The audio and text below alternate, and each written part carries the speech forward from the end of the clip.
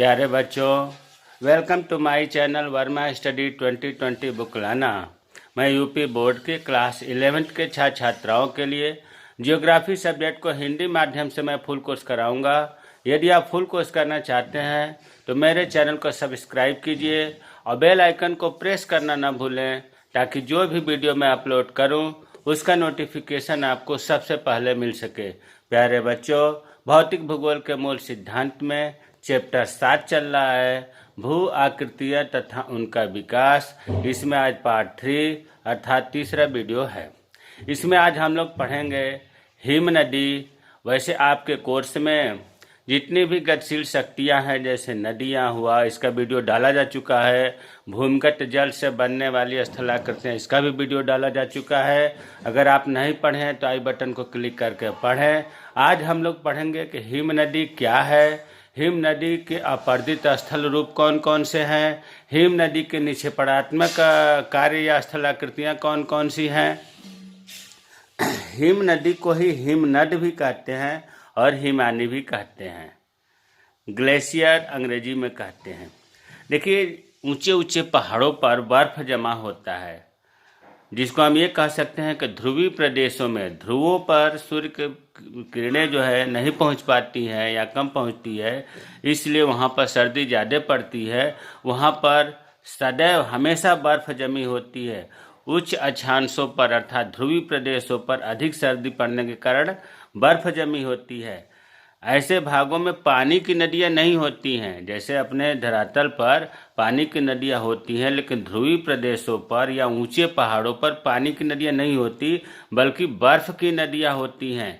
इन्हीं बर्फ की नदियों को हम हिम नदी या हिमानी या हिमनद भी कहते हैं।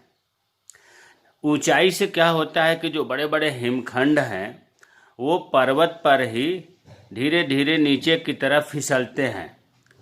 फिसलने का कारण क्या है? गुरुत्वीय बल है। और जब फिसलते हैं तो हिम नदी का निर्माण होता है। हिमालय पर्वत का ही देख लीजिए, 5830 मीटर की ऊंचाई पर सैकड़ों हिम नदियाँ हैं। कितना बताया हमने?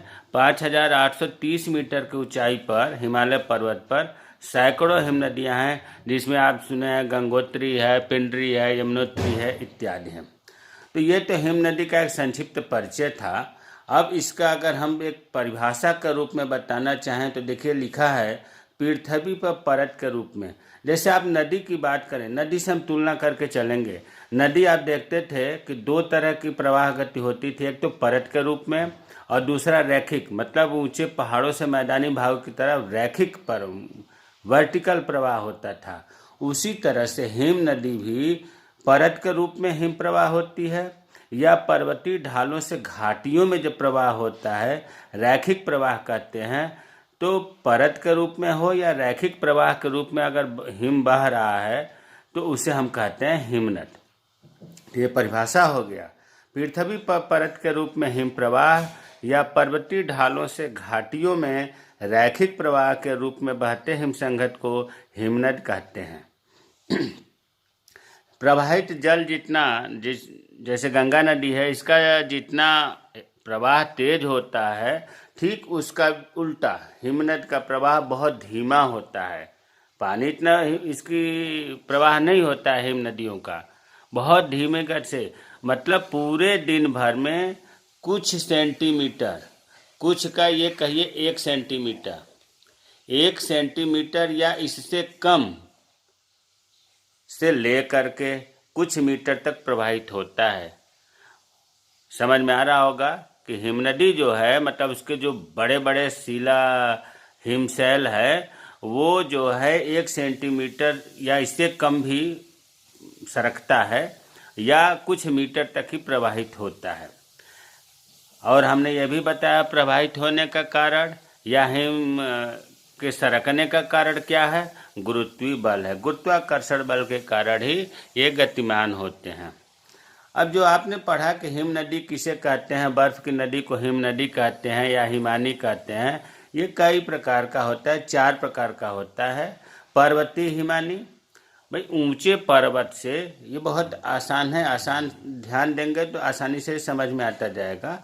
पर्वतीय हिमानी देखो पर्वत इसमें शब्द है, इसका मतलब कि जो पर्वत के ऊंचे भागों से या ऊंचे पर्वतों पर जो हिम या बर्फ जमा हुआ है नीचे ढाल की ओर जब खिसकता है या बहता है तो उसे हम कहते हैं पर्वतीय हिमानी। तो इसमें मेन बात यह है कि ऊंचे पर्वतों से नीचे ढालों की ओर खिसकना पर्वतीय हिमानी कहलाता है।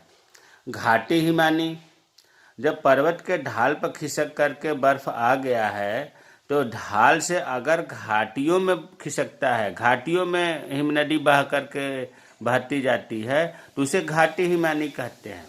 और कभी कभी ऐसा होता है कि घाटी में न जा करके पर्वत के निचले हिस्से में, जिसको हम कहते हैं पर्वत पद, पर्वत पद का मतलब पर्वत के पैर के पास अगर हिमानी आती है, बर्फ खिसक करके आता है और इस तरह से ढेर सारी हिम नदियाँ वहाँ आ करके तलहटी में एक दूसरे में मिल जाती हैं, जिससे विशाल हिमानी का निर्माण हो जाता है। ऐसे ही विशाल हिमानी को पर्वत हिमानी, पर्वतपदीय हिमानी कहते हैं। महाद्वीपीय हिमानी, देखिए महाद्वीप का मतलब मैदानी भागों से है।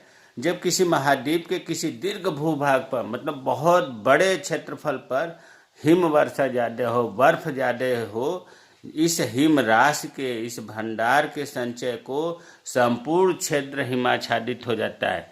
यहाँ इसका मतलब हुआ कि महाद्वीप के किसी बड़े भाग पर हिम राशि से अगर बहुत ज़्यादा क्षेत्रफल हिम से ढक जाता है, इस स्थिति में वहाँ घाटी हिमानी नहीं होती बल्कि समस्त क्षेत्र एक विशाल हिमानी बन जाता है। इसे ही महाद्वीपीय हिमानी कहा जाता है।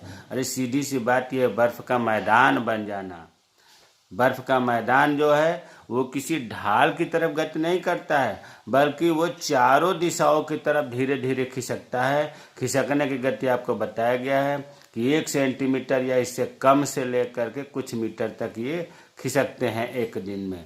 ऐसा उदाहरण महाद्वीपीय हिमानी का है ग्रीनलैंड में हिमानी का विस्तार। देखिए अभी आपने जो 4 प्रकार का पढ़ा है उसको थोड़ा सा यहाँ आप एक चित्र के माध्यम से देखें। जैसे मान लीजिए कि ये पहाड़ है, इस पहाड़, ये सबसे ऊंचा पर्वत है पहाड़ का, ये क्या हमने बनाया, पर्वत बनाया।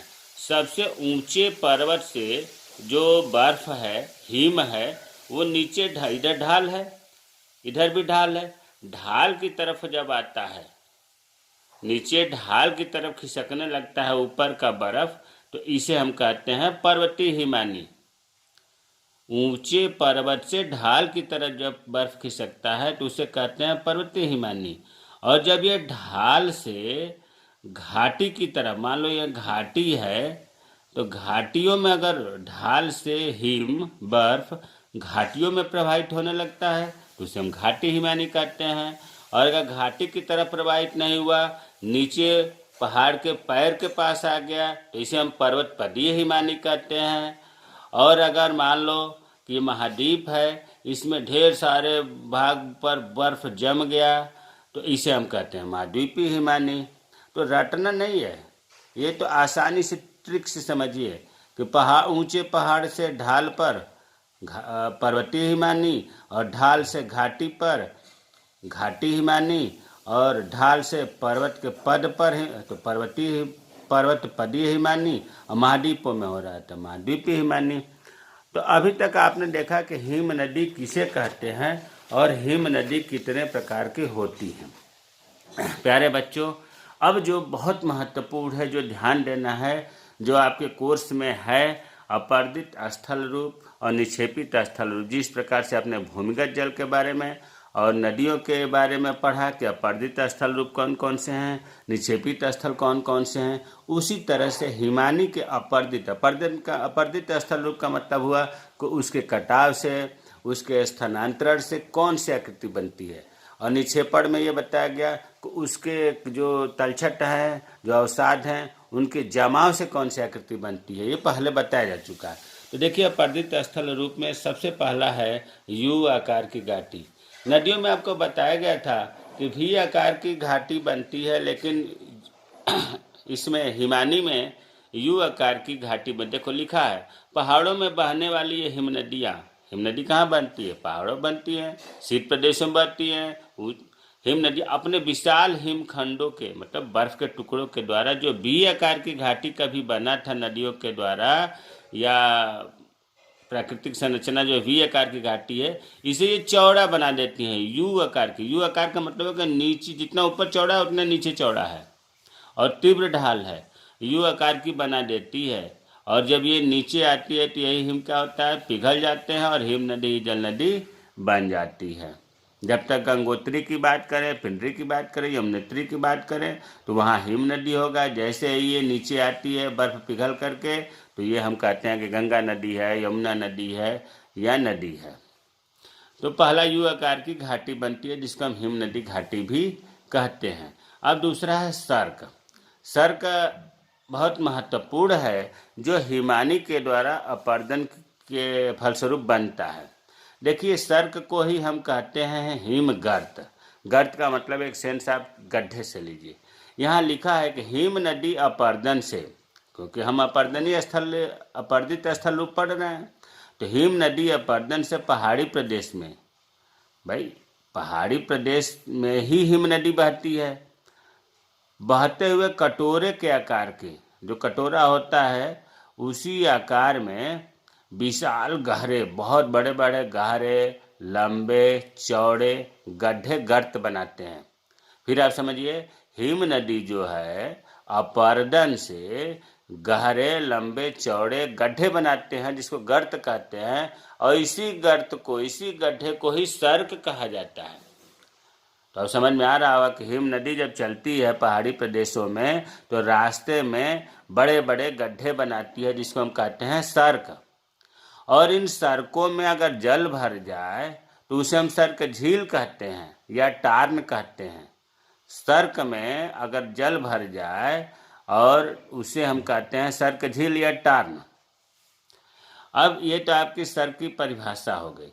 अब सर्क के बारे में थोड़ा सा डिटेल देखिए। सर्क एक ऐसी स्थलाकृति है जो गहरी सीट वाली आराम कुर्सी जैसी दिखाई देती है। आप गहरी सीट वाली आराम कुर्सी आप देखे होंगे जो आराम से बैठने वाली होती है, जैसे लॉन्ग रूट की बसों में होती है, ट्रेनों में होती है। बीच में क्या होता है, पीछे की तरफ झुका होता है और बीच में जो है देखो ये कुर्सी जैसी संरचना चित्र में दिखाई दे रहा है, इसीलिए चित्र बनाया गया है। ये जो है बीच में ढाल है और इधर थोड़ा सा उठा है, इधर झुका हुआ है। ये आराम से बैठने वाली कुर्सी जैसी संरचना बनाती है। इनका तल बहुत गहरा होता है। ये कुर्सी का जो तल है भीतर का, जिस पर हम बैठते हैं, वो बहुत गहरा होता है। और सर्क के पार्श्व, पार्श्व मतलब दोनों साइड की जो है ये और ये, और पृष्ठ ये पीठ वाला हिस्सा, ये खड़े ढाल वाले होते हैं। मतलब सेम कुर्सी के ही कल्पना करो तो क्या होता है, पार्श्व और पृष्ठ जो क्षेत्र है वो खड़े ढाल वाले होते हैं। इसका उदाहरण है फ्रांस में पिरेनीज पर्वत है जिस पर गोवर्नी का एक सर्क विश्व का सबसे प्रसिद्ध सर्क है। फ्रांस में पिरेनीज पर्वत पर गोवर्नी का सर्क है। तो हमें उम्मीद है कि अब आपको समझ में आ गया होगा कि सर्क क्या है। सर्क जो है आराम गहरी सीट वाली आराम कुर्सी जैसी संरचना है जिसके दोनों पार्श्व और पृष्ठ खड़े ढाल वाले होते हैं। प्यारे बच्चों, जो अधिकतर सर्क है ना, ये हिम नदी घाटियों के शीर्ष पर पाए जाते हैं। जो हिम नदी घाटियां हैं उनके शीर्ष पर ऊपरी भाग में ये पाए जाते हैं सर्क। तो चित्र से समझ में आ गया होगा। अब तीसरी संरचना है हार्न या गिरी स्ट्रिंग और सिरेटेड कटक। देखिए जैसे अभी ऊपर हमने पढ़ा सर्क और सर्क झील, उसी तरह से गिरी स्ट्रिंग और सिरेटेड कटक अलग अलग है। ये देखिए हार्न, हार्न मतलब सिंग होता है, जो पशुओं का सिंग होता है ना, उसी को हार्न बोलते हैं। और गिरी मतलब पहाड़, पहाड़ का भी सिंग होता है। इसमें है कि किसी पहाड़ी के पार्श्वों पर, कोई पहाड़ी है दोनों साइड पर कई सर्क बन जाते हैं। पहाड़ पर कई सर्क जब बन जाते हैं, पीठ जैसी संरचना, कुर्सी जैसी संरचना जो बताया वो भी ऊपर, और जब इनमें निरंतर अपघर्षण के द्वारा ये क्रमशः पीछे हटते जाते हैं। इस चित्र को देखो, ये सर्क बना है, दिन प्रतिदिन इसका जब कटाव होता जाएगा तो ये कुर्सी जो है पीछे की तरफ खिसकती जाएगी, पीछे की तरफ हटती जाएगी। और कई सर्क जब ऐसे मिल जाते हैं लास्ट में तो नुकीली चोटी बनाते हैं। जैसे एक सर्क का आप देखो ये नुकीली चोटी बना हुआ है, इसी तरह से कई सर्क जब मिल जाएंगे तो ये नुकीली चोटी चारों ओर से दिखाई देने लगता है, अर्थात पशुओं के सींग जैसा दिखाई देने लगता है। इसे ही कहा जाता है हार्न या गिरीश श्रृंग कहते हैं। तो इसको आप एक लाइन में अगर याद करना है तो इस तरह से याद करिए कि जब कई सर्क मिल करके हार्न मतलब सिंग जैसी नुकीली चोटी जैसी बना देते हैं आकृति को, उसे हम हार्न कहते हैं या गिरीश श्रृंग कहते हैं। अब है सिरेटेड कटक। अपर्दन से सर्क की दोनों ओर की दीवारें तीक्ष्ण हो जाती हैं। भाई अपर्दन हो रहा है, सर्क की जो दोनों दीवारें हैं, भुजा जिस पर बाँह जैसी संरचना है, वो तीक्ष्ण का मतलब यहाँ तंग से है, पतली हो जाती हैं और वे कटक के समान दिखती हैं। कटक का मतलब होता है कंघी या आरी, जिसे लकड़ी काटते हैं। आरी के जो दांत आप देखे होंगे नुकीले नुमा, या कंघी के जो दांत देखे होंगे, उसे उस तरह की संरचना को कटक बोलते हैं। तो कंघी या आरी की तरह जो है सर्क की दीवारें दिखाई देने लगती है। एक देखो यहाँ चित्र, ये जो आप चित्र देख रहे हो ये वाला, यही चीज है सिरेटेड कटक इसको बोलते हैं। कंघी या आरी के समान इनकी जो संरचना दिखाई दे रही है, इसी को बोलते हैं सिरेटेड कटक। यहाँ दिखाया गया है इस चित्र में। तो हमें उम्मीद है कि हार्न और सिरेटेड कटक समझ में आ गया होगा। हार्न या गिरीश श्रृंग उसे कहते हैं जो नुकीली चोटी बनती है सर्कों के मिलने से, और सिरेटेड कटक उसे कहते हैं जो कंघी आरी की जैसी संरचनाएं बन जाती है सर्क के पार्श्व साइड को। सर्क या इसे कहिए कि सर्क जो है, सर्क की जो दोनों दीवारें हैं वो कंघी आरी के समान दिखने लगती हैं। देखो ये एक दीवार दिखाई दे रही है, दूसरी पर भी ऐसे ही बन सकती है, तो इसे हम कहते हैं सिरेटेड कटक। और चौथा है लटकती घाटी, हैंगिंग वैली। लटकती घाटी एक बार इसे पढ़ लेते हैं फिर समझा देंगे। पर्वतीय प्रदेशों से खिसकने वाली हिम नदी। भाई हिम नदी खिसक कर चलती है, धारा नहीं बहती है, खिसक कर चलती है। 1 सेंटीमीटर से लेकर के 1 मीटर तक ही 24 घंटे में सरकती है।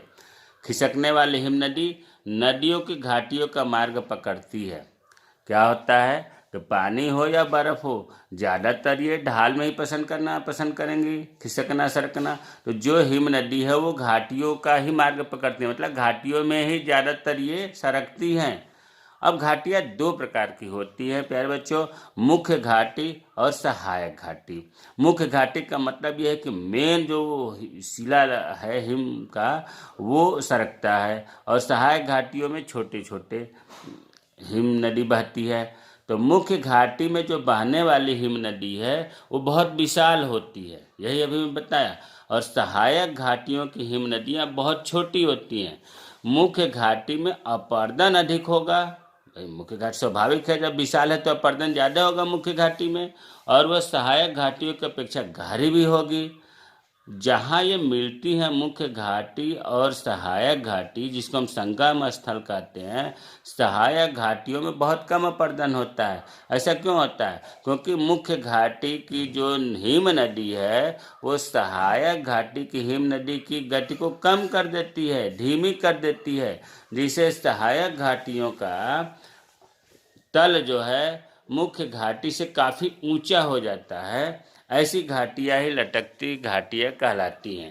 देखो इसको हम इस तरह से समझाएं, थोड़ा सा जगह है यहीं पर समझ लिया जाए।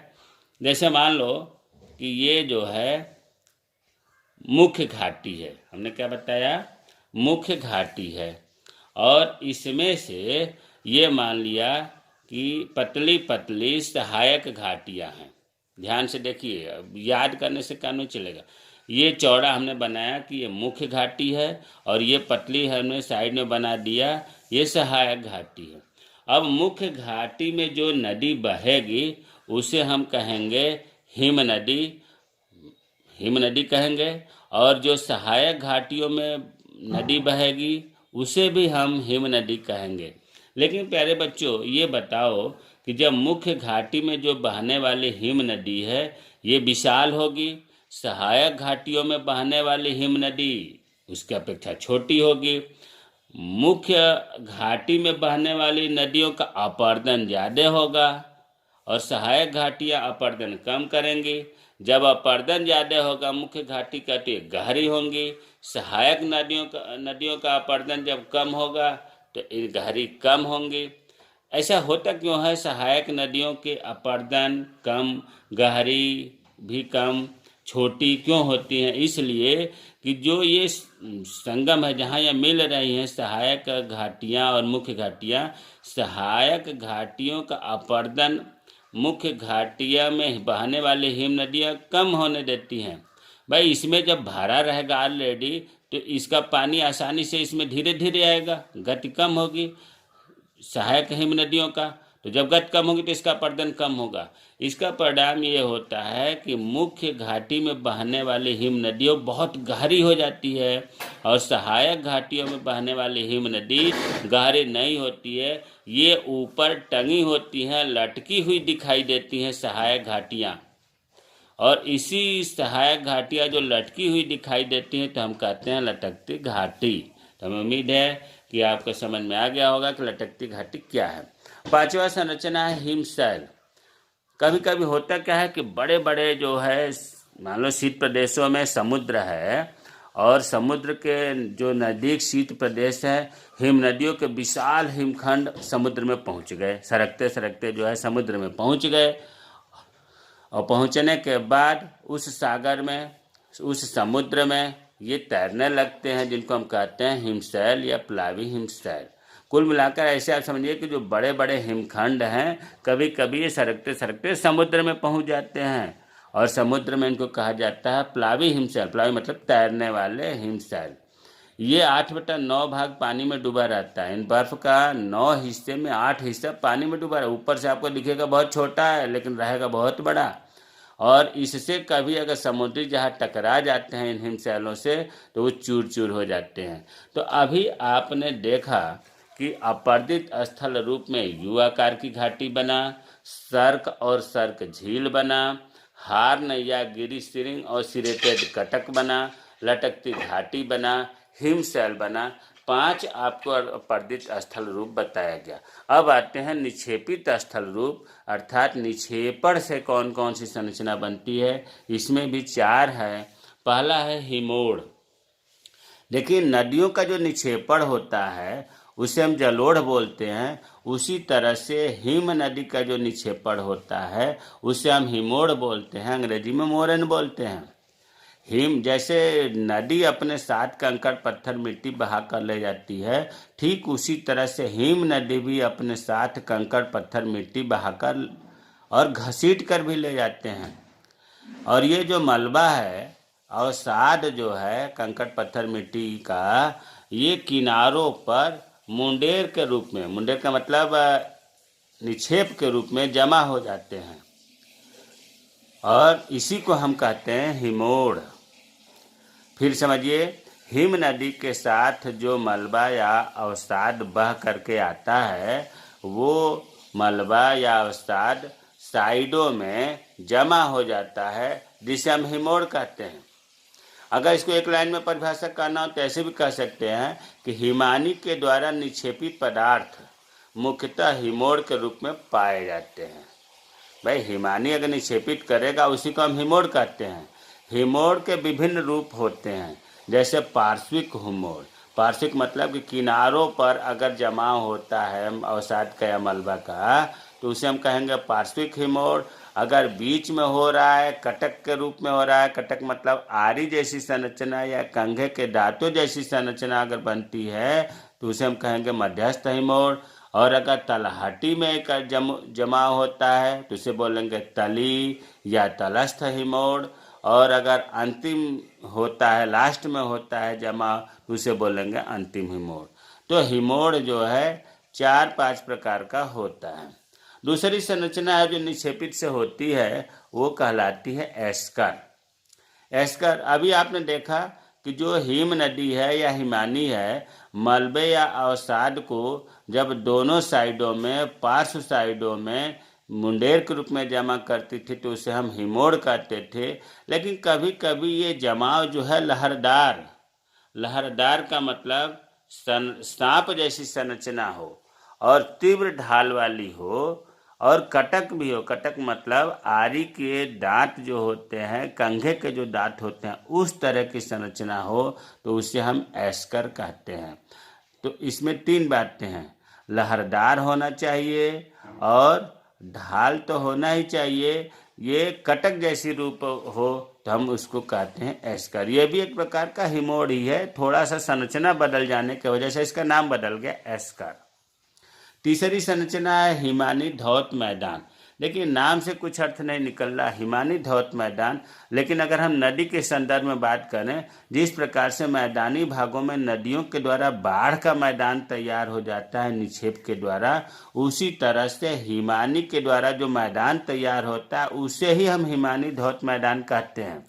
हिमानी जलोढ़ के निक्षेपण से एक विशाल मैदान का निर्माण करती है और आपको पता है कि इस मैदान में बजरी, रेत, चीका मिट्टी इत्यादि मिलती है। तो नदियों के संदर्भ में बाढ़ का मैदान और हिमानी के संदर्भ में हिमानी धौत मैदान एक ही चीज है, एक ही जैसा है। चौथा है आकृति ड्रमलीन। ड्रमलीन को हिमोड़ या टीला भी कहते हैं। हिम नदी द्वारा बनने वाली यह आकृति हिम नदी के आगे पीछे हटने पर बनती है। यह आकृति एक टीले या उल्टी नाव के आकार की होती है।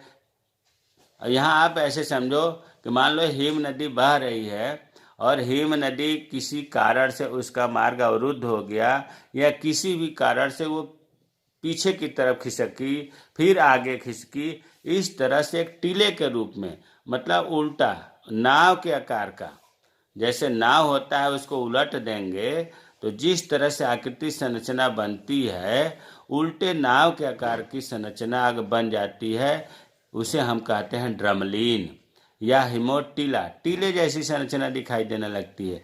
और ये जो टीला है या उल्टे नाव का आकार ये छोटा मोटा नहीं होता है, ये 1 किलोमीटर लंबा तक हो जाता है और 30 मीटर तक ऊंचे हो जाते हैं। जिधर से नदी हिम नदी बह रही है, हिम नदी का सम्मुख भाग, जो हिम नदी है उसका सम्मुख मतलब इस टीले जैसी संरचना का आगे का हिस्सा जो नदी की तरफ है, हिम नदी की तरफ है, उसको कहते हैं स्टास। स्टास। और जो पीछे का एरिया है पूंछ के भागों की तरफ है, वो तीखा या तीव्र ढाल वाला होता है। तीखा का मतलब यहाँ है नुकीले से और तीव्र का मतलब बहुत अधिक ढाल होता है। तो ड्रमलीन में 2-3 बातें आपको याद रखना है कि यह उल्टे नाव के आकार के जैसा दिखती है और यह 1 किलोमीटर से 1 किलोमीटर लंबे तक हो सकते हैं या 30 मीटर ऊंचे तक हो सकते हैं। और जो ड्रमलीन का हिम नदी की तरफ का भाग है, अगला भाग है, उसे हम स्टास कहते हैं। और जो पिछला भाग होता है इसका कोई नाम नहीं है, इसकी विशेषता है कि ये तीव्र ढाल और नुकीला होता है। तो हमें उम्मीद है कि आज के वीडियो में हिमोड़ के हिम नदी के द्वारा या हिमनद के द्वारा या हिमानी के द्वारा बनने वाली स्थलाकृतियाँ जो अपर्दित में 5 बताया गया और निक्षेपित में 4 बताया गया, हिमोड़, एस्कर, हिमानी धौत मैदान और ड्रमलीन, समझ में आ गया होगा। थोड़ी सी भाषा इसकी कठिन है लेकिन मैंने आसान से आसान शब्दों में बताने का प्रयास किया, इसीलिए वीडियो थोड़ा सा लंबा हो जाता है।